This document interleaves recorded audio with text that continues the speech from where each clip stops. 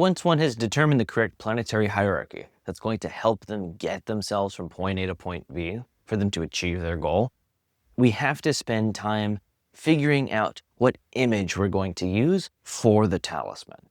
Within the context of astrological magic, you can think of the image as the specific sets of symbols used on the talisman in order to best create the desired effect.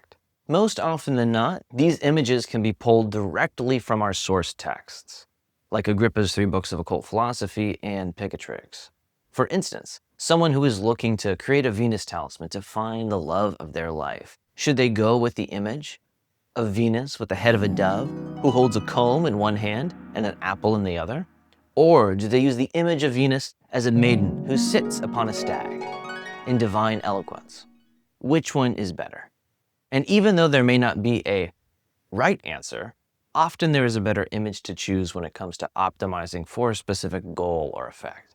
And so in Module 4, we do a concerted deep study into the variety of images that exist for the members of the cohort and the kinds of goals that we're looking to optimize for, as well as discuss the suite of traditional sources and traditional images which are commonly used when it comes to creating images for astrological magic.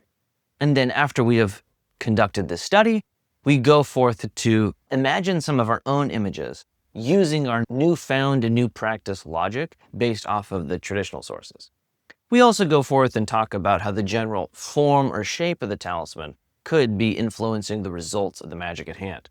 For instance, rings are a very popular form for the shape of a talisman, much because rings go on our hands, and our hands are the way that we interface with the world around us and shape reality according to our desire. In other instances, we turn a particular ritual implement into a talisman in order to enhance the general quality that that implement is supposed to be performing under that specific ritual circumstance. All of these components help us better articulate the design of the talisman so that it best informs their function. The shape, size, and material of an astrological talisman influences their end result, a concept we see frequently mentioned in historical source texts.